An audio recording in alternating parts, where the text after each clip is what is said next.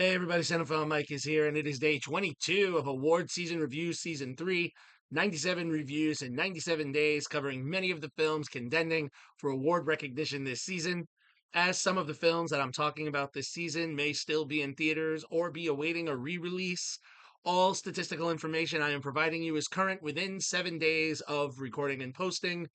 For those of you in the know, that includes the critical response, the box office information, insight into its awards run so far, my predictions on nominations and wins based on the point we are within the season, and as always, these reviews are spoiler free. Also, make sure you check out my website, cinephilemike.com, where you can find the ever important, beloved, informative Where Can I Watch It spreadsheet 2024 edition, where you can track the nominations and wins for all of the films, as well as discover how to watch them. So, it is Tuesday, and if you are watching on posting eve, you know what that means. New theme! And this week's theme is British Indies. Yes, all of the films I am talking about this week were nominated for at least one or more British Independent Film Awards, and possibly many others now that we have the Critics' Choice nominees, the Golden Globe nominees, the Independent Spirit Award nominees, and so on. So, let's get into Indie, shall we? First up, I am discussing Sky Cinema and Studio Canals' Lee. Based on a story by Lem Doves, Marion Hume, and John Coley, and written by Coley, Hume, and Lise Hanna, and directed by Ellen Kuras, Lee is the biographical film of Lee Miller that was released in the fall of 2024.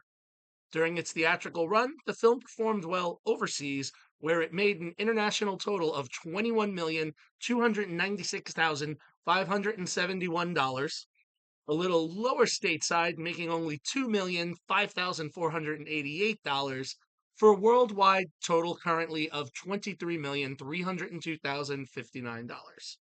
Critically, this film is a little divided on Rotten Tomatoes, with a critical rating of 66% coming from 137 reviews, but the popcorn meter, coming from over 250 audience reviews, has the film sitting much higher at the nice certified fresh 94%. Lee, while it didn't win in its categories at the BIFAs, it was nominated for 3 awards: Best Sound, Best Effects, and Best Cinematography. Last week, the film's lead, Kate Winslet, was nominated for the Golden Globe in the Best Performance by an Actress in a Motion Picture Drama, and the HFPA loves Winslet, so we shall see if she's victorious on Golden Globe night next month. As I said, Lee is a biopic about Lee Miller, model turned war photographer and correspondent. At the start of the film, we see Lee in 1977 as an older woman played by Winslet, sitting and talking to a reporter and going through her life. Now, at an early age, Lee Miller was a model and aspiring photographer in the States and, moved overseas and is loving her bohemian lifestyle of excess in England, having escaped the States in the late 30s, and falls for a gentleman named Roland Penrose, played by Alexander Skarsgård. Shortly thereafter, World War II hits, and through a series of events, we will see Lee be hired by Vogue as a war correspondent, and she goes from taking photos of the Britons during the Blitz attacks and risking her life on the streets to photographing combat during the Battle of San Malo, and finally, her biggest and most famed work when she crosses enemy lines into Nazi Germany and is on the front lines alongside photojournalist David Sherman, played by Andy Samberg, and goes so far as to document the awful circumstances at concentration camps such as Buchenwald and Dachau. And we will even see her pose for a famous shot where she leaves her got army fatigues on the floor and climbs into the bathtub in the bathroom of Adolf Hitler's Munich residence. After doing all of this work and the war coming to an end, Lee returns back to London hoping for her victory lap, but to say that it is understated, well, I'm just gonna leave it there. Because I don't want to go too many spoilers, especially for those that are not as familiar with Lee Miller's work. Look, this is a decent film that follows the usual tropes of the biopic, but what elevates it is the intense commitment by, not surprisingly, by Winslet. She's commanding from the one moment, whether she's lazily, laying out in the fields while sipping a drink to barreling through sharpshooter attacks. Her performance is just another strong one for the books.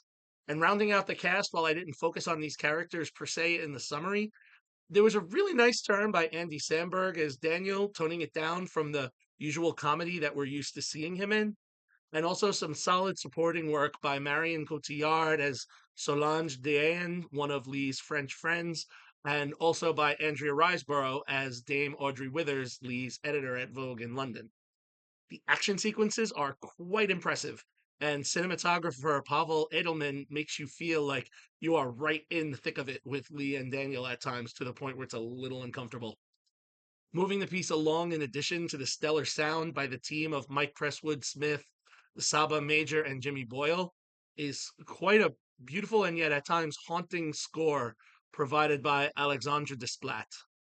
Cinematographer and longtime television director Ellen Kuras, making her feature film directing debut here, is a solid voice and one to definitely keep an eye on. Now, is this film, like stellar top tier? Maybe not quite yet, but Koras, crafts an engaging biopic that doesn't get so lost on the subject that we're taken out of the action that they're in. And I, for one, look forward to what she comes up with next. So, does Lee have any Oscar chances? Well, there are a lot of Oscar heavy hitters that are a part of this. Winslet, Desplat, Cotillard, even Riseborough now. But I don't necessarily know if this work is going to catapult into the conversations. While this is a very strong role for Winslet, it is, a strong female role that we've seen her play before. So I don't know if the Academy is going to want to recognize that work, even though it does check some of the boxes. So you never know. I do feel that this film should be a contender for some of the technical awards like sound and cinematography, but the stacks are the decks are stacked so high this season that I'm not sure, given when the film came out and the response that it had, if it will remain in the conversations. But given the fact that the film was recognized at the Independent Film Awards in Britain, I think when we get the BAFTA nominations, I think we might hear this film called out a little bit more. Uh, but only time will tell. For me, Lee is a solid four-star film. What raises the game for me is Winslet. Her determination and grit makes this more than just a biopic of a woman wanting to have her voice heard. It's about a movement, and in some ways, tragically, with what happened to Lee Miller's work, maybe a little too relevant in today's current political regime, but I'm not going to get political on here. And I don't want to get ahead of myself. If you would like to see Lee, as of this recording and posting, the film is currently available for rental on most digital platforms, but there is no streaming information as of yet. So, there you have it. We are off and running with our next theme week. That is 22 down, 75 to go. As always, if you like what you heard here, please click the subscribe button, like the video, and spread the word. You can follow me, Cinephile Mike, on all social media platforms and on Letterboxd. And again, find lots of great information on my website, cinephilemike.com. All right, until next time, everyone, this is Cinephile Mike saying take a break and watch something new.